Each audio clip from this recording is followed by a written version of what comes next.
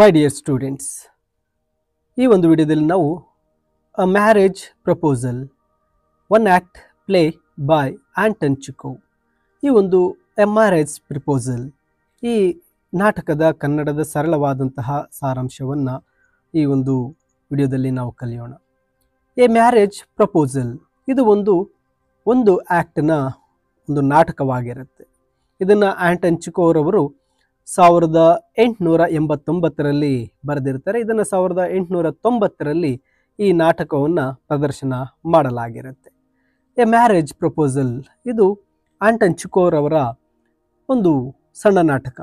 ಈ ನಾಟಕ ಒಬ್ಬ ವ್ಯಕ್ತಿ ತಾನು ಮದುವೆಯ ಒಂದು ಪ್ರಪೋಸಲನ್ನು ತೆಗೆದುಕೊಂಡು ಒಂದು ಮನೆಗೆ ಹೋಗ್ತಾನೆ. ಆ ಮನೆಯಲ್ಲಿರ್ತಕ್ಕಂತಹ ಒಬ್ಬ ಹುಡುಗಿಗೆ ತನ್ನನ್ನು ಮದುವೆಯಾಗಲು ತಿಳಿಸಲು ಹೋಗ್ತಾನೆ. ಆದರೆ ಅಲ್ಲಿ ಅವರ ಒಂದು ಸಂಭಾಷಣೆ, ಅವರ ಕನ್ವರ್ಸೇಷನ್ ಏನಾಗುತ್ತೆ, ಅವರ ಜಮೀನು ಮತ್ತು ಬೇಟೆಗಳು ಮತ್ತು ನಾಯಿಗಳ ಬಗ್ಗೆ ತಿರುಗಿ ಆ ಮ್ಯಾರೇಜ್ ಪ್ರಪೋಸಲ್ನನ್ನು ಮಾಡೋದು ಬಿಟ್ಟು ಒಬ್ಬರಿಗೊಬ್ಬರು ಒಂದು ರೀತಿ ಜಗಳವಾಡ್ತಕ್ಕಂತಹ ನಾಟಕವಾಗಿರುತ್ತೆ ಎ ಮ್ಯಾರೇಜ್ ಪ್ರಪೋಸಲ್. ಈ ಮ್ಯಾರೇಜ್ ಪ್ರಪೋಸಲ್ನಲ್ಲಿ 3 ಮುಖ್ಯ ಪಾತ್ರಗಳು ಬರುತ್ತೆ. ಅದರಲ್ಲಿ ಒಬ್ಬ ಭೂಮಾಲೀಕ ಸ್ಟೆಪನೋವಿಚ್ ಚುಬಕೋವ್ ಅಂತಕ್ಕಂತಹ ವ್ಯಕ್ತಿ, ಆತನ ಮಗಳು ನಟಾಲಿಯಾ ಸ್ಟೆಪನೋವ್ನ, ಹಾಗೆ ಅವರ ಒಬ್ಬ ನೈಬರ್ ಅಂದರೆ ಪಕ್ಕದ ಒಬ್ಬ ಜಮೀನ್ದಾರ ಅಥವಾ ಒಡೆಯ ವ್ಯಾಸಿಲೋವಿಚ್ ಲೊಮೋವ್. ಈ 3 ಜನರ ಒಂದು ನಾಟಕವಾಗಿರುತ್ತೆ. ಇಲ್ಲಿ ಲೊಮೋವ್ ಏನು ಮಾಡ್ತಾರೆ, ನಟಾಲಿಯಾಗೆ ತನ್ನ ಒಂದು ಮ್ಯಾರೇಜ್ ಪ್ರಪೋಸಲನ್ನು ಮದುವೆ ಮಾಡ್ಕೊಳ್ಳೋದಕ್ಕೆ ಪ್ರಪೋಸ್ ಮಾಡೋದಕ್ಕೆ ಬರ್ತಾನೆ. ಆದರೆ ಅವರ ಮಾತುಕತೆಗಳು ಆಸ್ತಿ ಬೇಟೆ ನಾಯಿಗಳ ಬಗ್ಗೆ ವಾದಗಳಿಂದ ಆ ದಾರಿ ತಪ್ಪುತ್ತೆ. ಇದು ಮದುವೆ ಮತ್ತು ಸಂಬಂಧಗಳ ಬಗ್ಗೆ ಇರ್ತಕ್ಕಂಥ ಒಂದು ರೀತಿಯ ಹ್ಯೂಮರ್ ಅಂದರೆ ಹಾಸ್ಯವಾದಂತಹ ನಾಟಕವಾಗಿರುತ್ತೆ. ಇಲ್ಲಿ ಮೊದಲಿಗೆ ನಾವು ಆ ಒಂದು ಕ್ಯಾರೆಕ್ಟರ್ಸ್ನ ಬಗ್ಗೆ ನೋಡೋಣ. ಇಲ್ಲಿ ಮೊದಲನೇ ಕ್ಯಾರೆಕ್ಟರ್ ಸ್ಟೆಪನೋವಿಚ್ ಚುಬಕೋವ್. ಈತ ಒಬ್ಬ ಶ್ರೀಮಂತ ಭೂಮಾಲೀಕ, ನಟಾಲಿಯಾಳ ತಂದೆಯಾಗಿರ್ತಾನೆ. ಲೊಮೋವ್ನ ಒಬ್ಬ ನೈಬರ್ ಆಗಿರ್ತಾನೆ. ತನ್ನ ಮಗಳ ಮದುವೆಯನ್ನು ಮಾಡಬೇಕು ಅಂತ ಹೇಳಿ ಆತ ತುಂಬ ಉತ್ಸಾಹದಲ್ಲಿರ್ತಾನೆ. ಆಗ ಆ ಮನೆಗೆ ಲೊಮೋವ್ನ ಪ್ರಸ್ತಾಪ ಅಂದರೆ ಲೊಮೋವ್ ಮ್ಯಾರೇಜ್ ಪ್ರಪೋಸಲನ್ನು ಬಂದಾಗ ತುಂಬ ಖುಷಿ ಪಡ್ತಾನೆ. ಮತ್ತು ಅವರ ಮಧ್ಯೆ ವಾದಗಳು ಹೆಚ್ಚಾದಂತೆ ಆತನ ಒಂದು ಖುಷಿ, ಆತನ ಒಂದು ಬೆಂಬಲ ಅನ್ನೋದು ಬದಲಾಗ್ತಾ ಹೋಗ್ತಾ ಇರುತ್ತೆ.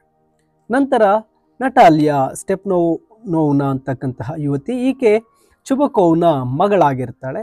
ಒಳ್ಳೆಯ ಹುಡುಗಿ, ಶಿಕ್ಷಣವನ್ನು ಪಡೆದಿರ್ತಾಳೆ. ಆಕೆ ಒಂದು ರೀತಿ ಹಠಮಾರಿ, ಹೆಮ್ಮೆಯ ಒಂದು ಕ್ಯಾರೆಕ್ಟರ್ ಹೊಂದಿರ್ತಾಳೆ. ಮತ್ತು ಅವಳು ಸಣ್ಣ ಸಣ್ಣ ವಿಷಯಗಳ ಬಗ್ಗೆ ಲೊಮೋವ್ನ ಜೊತೆ ಸುಲಭವಾಗಿ ತುಂಬ ಬೇಗನೆ ವಾದ ಮಾಡೋದಕ್ಕೆ ಇಳಿತಾ ಇರ್ತಾಳೆ. ಇನ್ನು ಇವಾನ್ ವಾಸಿಲೋವಿಚ್ ಲೊಮೋವ್, ಈತ 35 ವರ್ಷದ ವ್ಯಕ್ತಿ.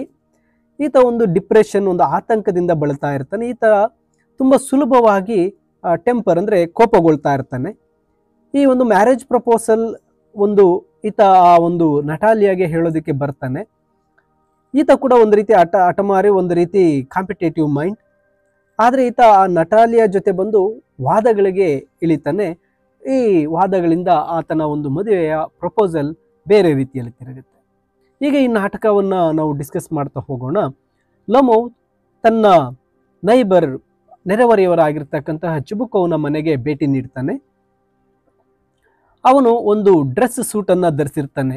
ಚುಬಕೋವ್ ತುಂಬ ಸಂತೋಷದಿಂದ ತನ್ನ ನೆರೆಹೊರೆಯ ವ್ಯಕ್ತಿ ಲೊಮೋವ್ನನ್ನು ಸ್ವಾಗತ ಮಾಡ್ತಾನೆ.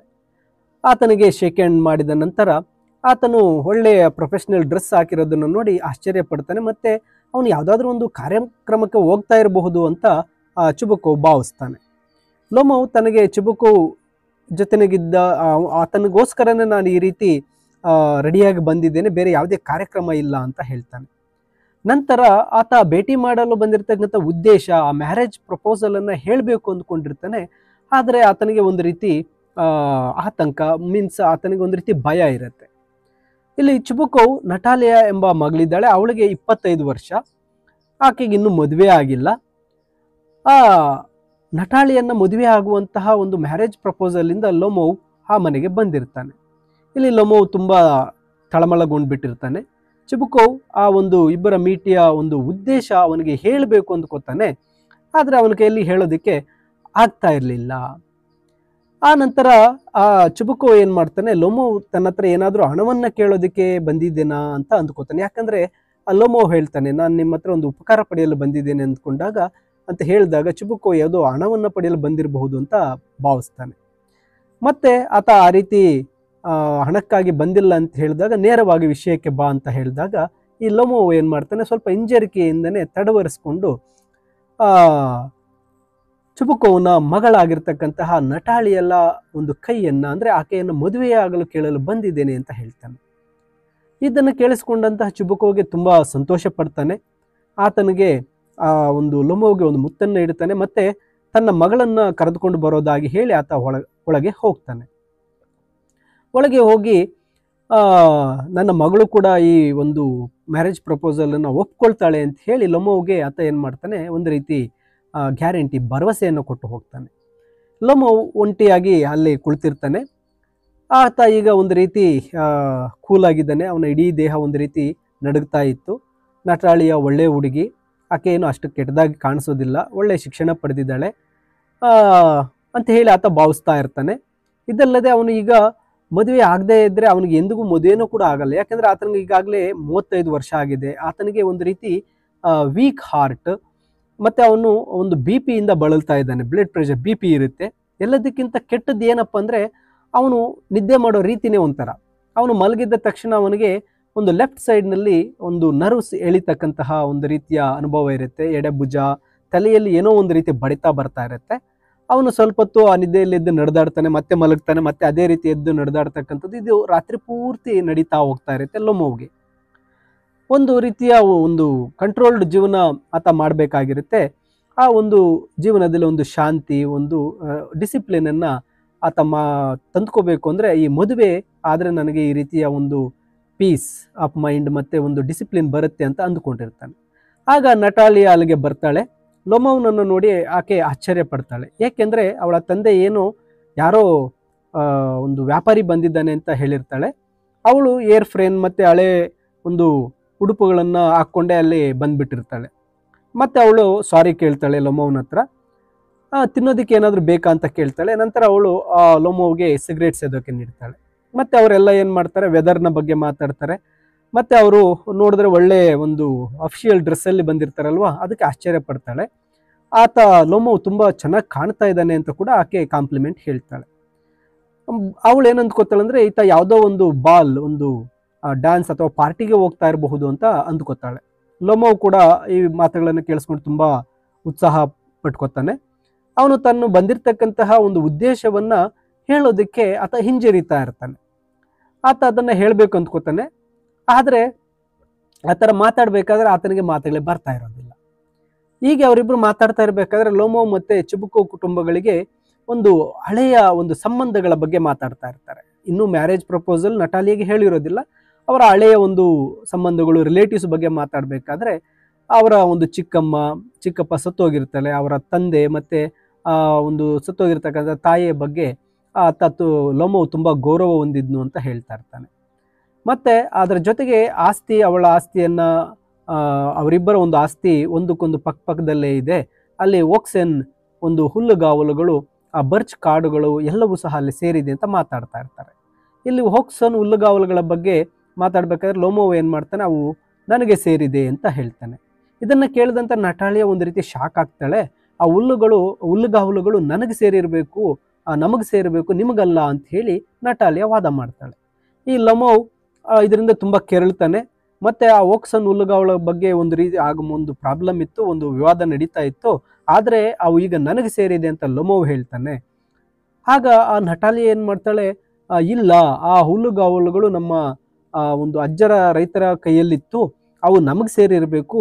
ಸುಮಾರು 40 ವರ್ಷಗಳವರೆಗೆ ಆ ಹುಲ್ಲುಗಾವಲುಗಳನ್ನ ನಾವು ರೈತರಿಗೆ ಕೊಟ್ಟಿದ್ವಿ, ಆ ಭೂಮಿ ನಮಗೆ ಸೇರಬೇಕು ಅಂತ ನಟಾಲಿಯ ಹೇಳೋದಕ್ಕೆ ಶುರು ಮಾಡ್ತಾರೆ. ಈ ರೀತಿ ಒಬ್ಬರ ಮಧ್ಯೆ ಆ ರೀತಿ ಒಂದು ವಾಗ್ವಾದಗಳು ನಡೀತಾ ಇರುತ್ತೆ. ಲೋಮೋ ಏನ್ ಮಾಡ್ತಾನೆ, ನನ್ನ ಹತ್ರ ಕಾಗದಗಳು ಕೂಡ ಇದೆ, ನನಗೆ ಅದು ಪೇಪರ್ಸ್ ಇದೆ, ಅದನ್ನ ನಾನು ತೋರಿಸ್ತೇನೆ ಅಂತ ಸಿದ್ಧನಾಗ್ತಾನೆ. ಆದ್ರೆ ಆ ಮಾತುಗಳೇನು ಅಲ್ಲಿಗೆ ಪ್ರಯೋಜನಕ್ಕೆ ಬರೋದಿಲ್ಲ. ಆಗ ಆ ಆಸ್ತಿಯನ್ನ ಸುಮಾರು 300 ವರ್ಷಗಳಿಂದ ನಮ್ಮ ಹತ್ರನೇ ಇದೆ ಅಂತೇಳಿ ಲೋಮೋ ಹೇಳ್ತಾಳೆ. ಆ ಒಂದು ಹುಲ್ಲುಗಾವಲುಗಳು ಅಷ್ಟೇನು ಬೆಲೆ ಕೂಡ ಬಾಳುವಂತಹ ಅಲ್ಲ. ಆದ್ರೆ ಅವರಿಬ್ಬರು ಒಬ್ರಿಗೊಬ್ರು ಅದನ್ನ ಬಿಟ್ಟು ಕೊಡೋಕೆ ರೆಡಿ ಇರೋದಿಲ್ಲ. ಈ ರೀತಿ ಅವ್ರು ಏನು ಮಾಡ್ತಾ ಇರ್ತಾರೆ, ಒಬ್ರಿಗೊಬ್ರು ಅದು ನಮ್ಮದು ನಿಮ್ಮದು ಅಂತ ಕಿತ್ತಾಡ್ತಾನೆ ಇರ್ತಾರೆ. ಹೀಗೆ ಚರ್ಚೆ ಮಾಡ್ತಾನೆ ಇರ್ತಾರೆ. ಅದೊಂದು ರೀತಿ ಜಗಳವಾಗ್ಬಿಡುತ್ತೆ. ಅಲ್ಲಿ ಲೊಮೋ ಬಂದಿರತಕ್ಕಂಥ ಆ ಮ್ಯಾರೇಜಲ್ ಪ್ರಪೋಸಲ್ ಅಥವಾ ಮದುವೆ ಪ್ರಸ್ತಾಪವನ್ನ ಮರೆತು ಬಿಟ್ಟಿರ್ತಾರೆ. ನಟಾಲಿಯಾ ತಾನು ತಕ್ಷಣವೇ ತನ್ನ ಹುಲ್ಲುಗಾವಲು ಹುಲ್ಲುಗಾವಲುಗಳಿಗೆ ನನ್ನ ಜನರನ್ನ ಕಳಿಸ್ತೀನಿ ಅಂತ ಹೇಳ್ತಾಳೆ. ಲೊಮೋ ಇಲ್ಲ, ನಾನು ಅವ್ರನ್ನೆಲ್ಲ ಹೊರಗಡೆ ಹಾಕ್ತೀನಿ ಅಂತ ಹೇಳ್ತಾನೆ. ಇವರಿಬ್ಬರು ಪರಸ್ಪರ ಜೋರಾಗಿ ಕೂಗಾಡ್ತಾ ಇರ್ತಾರೆ, ಜಗಳ ನಡೀತಾ ಇರುತ್ತೆ. ಆಗ ನಟಾಲಿಯಾಳ ತಂದೆ ಚಿಬುಕೋವ್ ಅಲ್ಲಿಗೆ ಬರ್ತಾನೆ. ಅವನು ಓಕ್ಸನ್ ಹುಲ್ಲುಗಾವಲ ಬಗ್ಗೆ ವಾದಿಸುವಾಗ ಅವನು ಏನು ಮಾಡ್ತಾನೆ, ನಮ್ಮ ಮಗಳ ಕಡೆಗೆ ಸೇರ್ಕೋತಾನೆ. ಮತ್ತೆ ಆ ಲೊಮೋ ಕೂಡ ಮತ್ತೆ ಆ ಹುಲ್ಲುಗಾವಲು ನಮ್ಮದು ಅಂತ ಹೇಳಿ ವಿವರಣೆ ನೀಡೋದಕ್ಕೆ ಶುರು ಮಾಡ್ತಾನೆ. ಚಿಬುಕೋವ್ ಅದನ್ನ ಕೇಳೋದಿಲ್ಲ. ಇವರಿಬ್ಬರು ಕೂಗಾಡೋಕ್ಕೆ ಶುರು ಮಾಡ್ತಾರೆ. ಲೊಮೋ ಅದನ್ನ ನಾನು ನಂದು ಅಂತ ಸಾಧಿಸೋದಕ್ಕೆ ರೆಡಿ ಇದ್ದೀನಿ ಅಂತ ಹೇಳ್ತಾನೆ. ರೈತರಿಗೆ ಕೊಡ್ತೀನಿ ಹಾಗೆ ಹೀಗೆ ಅಂತ ಇಬ್ಬರು ಕಿತ್ತಾಡ್ತಾ ಇರಬೇಕಾದ್ರೆ ತಂದೆ ಮಗಳಿಬ್ಬರು ಏನು ಮಾಡ್ತಾರೆ, ಲೊಮೋ ನೀನು ಅಸಭ್ಯ, ನೀನು ಸರಿ ಇಲ್ಲ, ನಿನಗೆ ಒಂದು ರೀತಿ ಗೌರವ ಇಲ್ಲ ಅಂತೇಳಿ ಇಬ್ಬರು ಏನು ಮಾಡ್ತಾರೆ, ಜೋರಾಗಿ ಕಿತ್ತಾಡ್ತಾರೆ. ನಂತರ ಲೊಮೋ ಚಿಬುಕೋವ್ನನ್ನು ನೀನೊಬ್ಬ ಭೂಮಿಯನ್ನು ಕಬ್ಜಾ ಮಾಡ್ತಕ್ಕಂಥವನು ಅಂತ ಕರೀತಾನೆ. ಇದನ್ನು ನಾನು ನ್ಯಾಯಾಲಯದೊಳಗೆ ಕೂಡ ಸಾಬೀತು ಮಾಡ್ತೀನಿ ಅಂತ ಹೇಳ್ತಾನೆ. ಚಿಬುಕೋವ್ ತುಂಬ ಕೋಪಗೊಳ್ತಾರೆ. ನೀನೊಬ್ಬ ಸಂಚುಕೋರ ಇಡೀ ಅಂತ ಹೇಳಿ ಆ ಲೊಮೋವನ ಇಡೀ ಕುಟುಂಬವನ್ನು ಬೈಯೋಕ್ಕೆ ಶುರು ಮಾಡ್ತಾನೆ. ಒಬ್ಬರೊಬ್ಬರು ಪರಸ್ಪರ ಕುಟುಂಬಗಳ ಮೇಲೆ ಜಗಳ ಆಡ್ತಾ ಅವ್ರನ್ನ ಇವರು ಬೈಕೊಳ್ಳೋಕ್ಕೆ ಶುರು ಮಾಡ್ತಾರೆ. ಇಲ್ಲಿ ಲೊಮೋ ಕುಟುಂಬದ ಇಡೀ ವಂಶವು ಯಾವಾಗಲೂ ಗೌರವಯುತವಾಗಿತ್ತು ಅಂತ ಹೇಳ್ತಾನೆ. ಚಿಬುಕೋವ್ ಚಿಕ್ಕಪ್ಪನಾಗಿ ಯಾರೇ ಎಂದಿಗೂ ದುರುಪಯೋಗಕ್ಕೆ ಹೋಗ್ಲಿಲ್ಲ ಅಂತ ಹೇಳಿ ಒಬ್ಬರನ್ನೊಬ್ಬರು ಕಿತ್ತಾಡ್ತಾ ಏನು ಮಾಡ್ತಾರೆ, ಕೊಡೆಗೆ ಅವ್ರ ಜಗಳ ಅವರ ಪೂರ್ವಜರನ್ನೆಲ್ಲ ಎಳೆದು ತಳ್ತಾರೆ. ಈಗ ಲೊಮೋಗೆ ಹೆಚ್ಚು ಟೆನ್ಸ್ ಜಾಸ್ತಿ ಆಗಿಬಿಡುತ್ತೆ. ಅವನ BP ಹೆಚ್ಚಾಗ್ಬಿಡುತ್ತೆ. ಅವನ ಕಣ್ಣುಗಳು ಒಂದು ರೀತಿ ಮಂಜಾಗೋ ಥರ ಆಗ್ತಾ ಇರುತ್ತೆ. ಅವನ ಕಾಲುಗಳೆಲ್ಲ ಮರಗಟ್ಟಿತಾ ಹೋಗ್ತಾ ಇರುತ್ತೆ. ಅವನು ಇನ್ನೇನು ಸತ್ತೋಗ್ತಾನೆ ಅನ್ಬೋದು, ಆ ರೀತಿ ಆಗ್ಬಿಡುತ್ತೆ. ಅವನು ಹಾಕ್ಕೊಂಡಿದ್ದಂಥ ಹ್ಯಾಟನ್ನು ತೆಗೆದುಕೊಂಡು ಆ ರೂಮ್ನಿಂದ ಹೊರಗಡೆ ಹೋಗ್ತಾನೆ. ಚಿಬುಕೋವ್ ಮತ್ತೆ ತನ್ನ ಮನೆಗೆ ಬರದಂತೆ ಅವನಿಗೆ ಎಚ್ಚರಿಕೆ ನೀಡುತ್ತಾನೆ. ನೀನು ಇನ್ನು ಮುಂದೆ ನನ್ನ ಮನೆಗೆ ಬರಬೇಡ ಅಂತೇಳಿ ಲೊಮೋವನ್ನ ಬೈತಾ ಇರ್ತಾನೆ.